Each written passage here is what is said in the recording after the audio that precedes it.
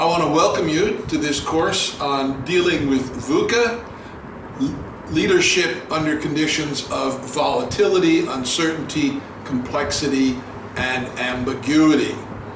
And boy, are we in some serious conditions right now. This is the first week of May, and we've been in circuit breaker mode for a number of weeks here in Singapore. And hopefully this will be relaxing at least next week. And but who knows, right? A lot of uncertainty in this regard. So what does this mean when we talk about Vuca, when we talk about volatility, uncertainty, complexity, and ambiguity? Volatility, when we talk about it, we can talk about change, and in particular, increasing or very rapid rates of change. What about uncertainty? Well, less clarity about the future, and there's certainly a lot of that around now. Complexity is really about a lot of different factors. We could say a multiplicity of decision factors, and this could be due to the number of people or entities that we're dealing with on a particular project. It can be due with a number of different geographical locations that we have to deal with, and of course ambiguity. And the problem here is that there's really hard to see a right answer, and in fact there never may be a right answer, although a lot of people will say, I have the right answer. Be very, very careful of people that think they have all the right answers. So, volatility. Let's look at this in a little bit of detail. We could say this is the propensity for change from one state or condition to another. And it's the rate, the amount, and the magnitude of that change. And we could also say an increasing rate of change. We could talk about volatility in the terms of weather, right? I don't know if any of you have ever seen or been in a tornado. They come up very, very rapidly, and they can be very, very damaging, and they dissipate just as rapidly. But the amount of damage they can cause in a very short period of time is quite catastrophic. Of course, we could have not only natural occurrences, we could have man-made disasters. We saw the oil rig explosion and fire in the Gulf of Mexico. I just saw on the news today gas leak in a chemical plant in India that killed more than a dozen people. We can have weather conditions like flooding. We saw flooding in Australia. We saw flooding in parts of the US this past year, in Asia, in Europe even, in the UK. And of course, volcanic eruptions around the world, Philippines and Indonesia, near where I live, quite active. And of course, other kinds of natural disasters. We saw the horrendous fires in both Australia and California this past year, creating huge amounts of damage and loss of life. A lot of volatility. Earthquakes, another factor. We had some severe earthquakes not too long ago in California. We have them in Taiwan. We have them in the Middle East, in Iran and places like that, China. And they're unexpected. And of course, here in Singapore, we've had the disruption to the train service over the past couple of years. Hopefully that's being fixed and working a lot better.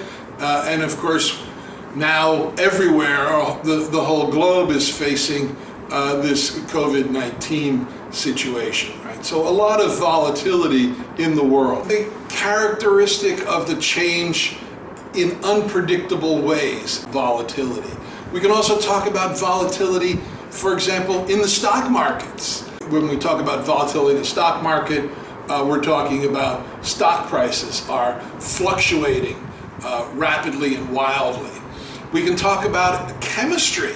We can talk about volatility as the speed at which a substance changes from a solid to a liquid to a vapor, and so on. The speed of the reaction. Very fast reactions we even can describe as explosive. The root of all of this is a Latin volatilitas, which means fleeting, transitory, or flying. So this is volatility. So what about uncertainty? Uncertainty comes from a lack of specific information.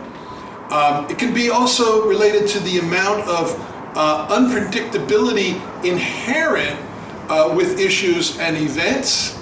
And it basically means we have less clarity about the future.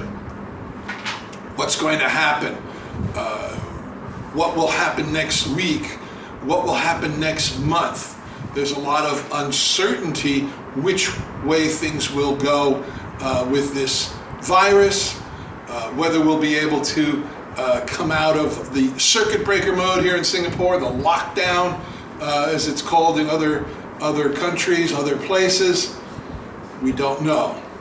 I've got a few good quotations here. You have no control of uncertainties.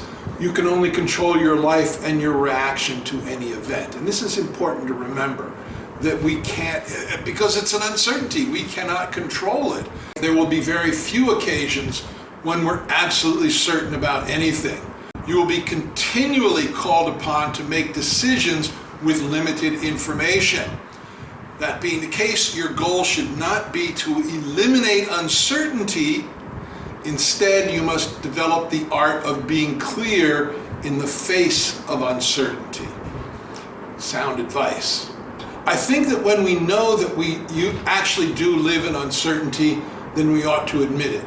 It is of great value to realize that we do not know the answers to different questions. This attitude of mind, this attitude of uncertainty is vital. I'm sad to report that in the past few years, ever since uncertainty became our insistent 21st century companion, leadership has taken a great leap backwards to the familiar territory of command and control. And this does not work in the face of uncertainty. Everyone in a complex system has a slightly different interpretation. The more interpretations we gather, the easier it becomes to gain a sense of the whole. This is something that many times people forget, and they want to, it's right, it's this way, don't want to see anything else. It's just got to be like this. Very, very dangerous when we're dealing with uncertainty. One rarely has 100% of the information needed for a good decision, no matter how much one spends or how long one waits. And if one waits too long, he has a different problem and has to start all over again. Again, very sound advice. What about complexity? Complexity is about the number of components, and more particularly, the relationship between components in a system. It's about the amount of dependency and the interactive effect of multiple factors and drivers, and a multiplicity of decision factors. Now, some people use the term complexity when they mean complicated. What about my watch? Is my watch complex or is it complicated? Well, it's complicated. And the reason that it's not complex is there's only one way that it can fit together and function. Things that are complex have a lot of different ways that they can go together, because it's not only the number of components, but it's the relationships between those components. So when we're talking about a project being complex, we can say, well, the stakeholders can interact this way, they can interact that way. Sometimes they'll interact with this group, and sometimes they'll interact with another group. It can always be volatile and it can be uncertain. And this is why we talk about it being complex. That's just complicated.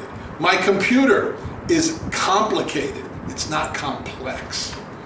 Complexity may be identified in terms of the number of variables that have to be dealt with in a given time in a situation.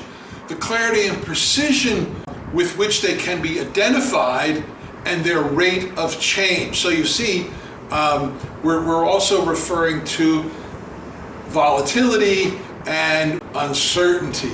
And when we get to the last element, the ambiguity, we have situations or information that can be interpreted in different ways. And the degree to which information, situations, and events can be interpreted in multiple ways. And there may not be a right answer. I love some of the art of a Dutch artist named Escher. A lot of ambiguity in his art. This is one of my favorites here. Sigmund Freud said neurosis is the inability to tolerate ambiguity. Love that. The longer the time span, the greater the ambiguity and the greater the unknown obstacle. So if we're looking at some project or some work that's only going to take a week or two, well, there's not room for a lot of ambiguity. But as there's more time involved, as the length of time that we're going to be looking at this work, the ambiguity can be much greater because there's more time for things to change. There's more time for new things to be discovered. And this all can add to the ambiguity. The mark of a mature, psychologically healthy mind is the ability to live with uncertainty and ambiguity. So, why is Vuca something we need to think about? Because there's a lot of things that can happen that have a negative impact on us. Because of volatility, we can become fearful, we can become risk adverse, we can develop what we say a circle the wagon mentality. We want to defend at all costs. Very often, because things are uncertain, we want to get more information, and we can have very futile efforts to gather more data, do more analysis, the so-called analysis paralysis syndrome. We can invest in excessive processes and tools, bulletproofing, that really doesn't give us any value, but just makes us feel more comfortable. The issues sometimes associated with the complexity, it can lead us to try and look for black and white solutions that are very often erroneous because it's not a black and white situation. It's very complex. It could be this way, it could be that way. And because of, we want to cut through the chase and find the solution, the answer. It's a bit like Alexander the Great when he went to cut the Gordian knot to untie the chariot and gain the crown. It doesn't usually work like that. Very often we'll wind up trying to blame other people. And I think we can see a lot of that these days with this coronavirus. And a lot of people are trying to blame other people and other countries in a way of deflecting from themselves. And of course, the ambiguity creates doubt, creates distrust, makes us very hesitant, and it can actually impede decision-making and change. Sometimes the best thing is to make a decision and find out it's not the right decision, then we can do something else. But if we're just sitting there and what do I do, may not be the best way forward. So what do we do? How do we protect ourselves? Well, we can look at something that we call Vuca Prime, which might be considered the antidote to Vuca. So volatility yields to vision. Uncertainty yields to understanding. Complexity yields to clarity, and ambiguity yields to agility. So what does this mean? If we talk about vision, really a clear statement, a clear understanding of where our organization or our project or where we are headed will help and keep us focused on the right path.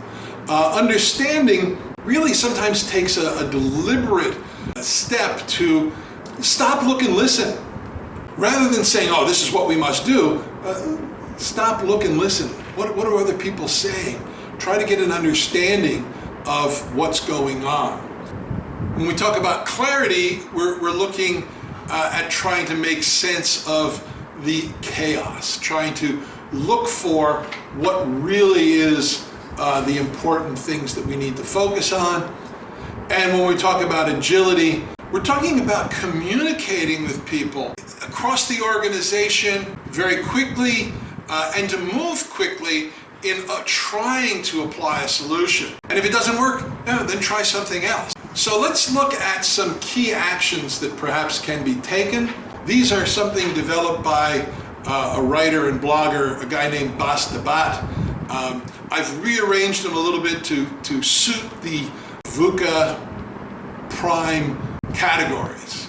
So when we're talking about the vision, we need to understand what is the organization's vision and make sure everybody else understands that. Check the alignment with the initiative or the project goals and strategy, and work with our stakeholders to clarify and eliminate any discordance that there might be over that vision. Make sure our scope statement is very clear. What are the deliverables? And how will these deliverables meet the initiative or project's business goals and objectives? What about understanding? Right? We want to make sure that we identify and understand both the internal and external forces that can cause turbulence to our project. What are they? So we can deal with them. We want to make sure that we have a good risk management process.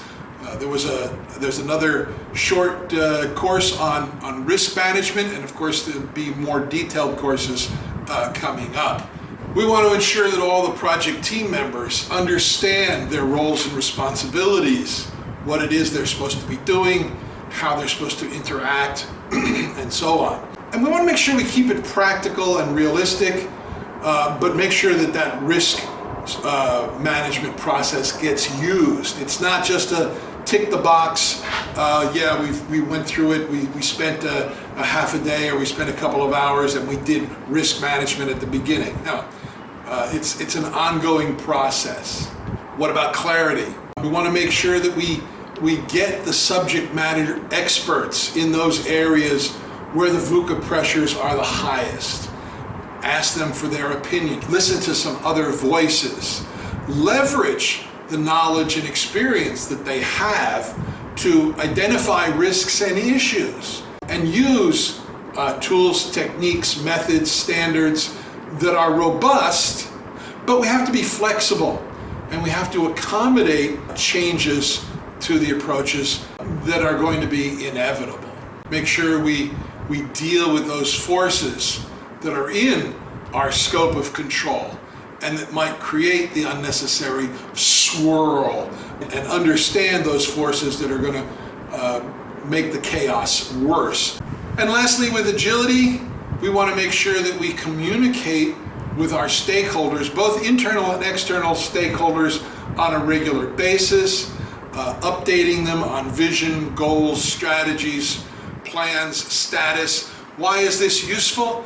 Well, when things have to change, and they will have to change, we don't have to give them a whole big, long background story and explain where we are and how we got there. We can just, boom, go in and say, okay, now we need to do this. It's got to change. Keep ahead of the curve. Always be alert. Be proactive, and have alternative strategies and contingency plans ready to deploy if need be. These are the things that are going to make you be a better leader in these times of volatility, uncertainty, complexity, and ambiguity.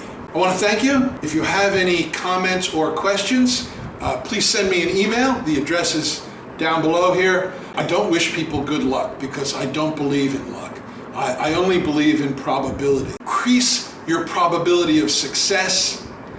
Put these things into practice. Thank you.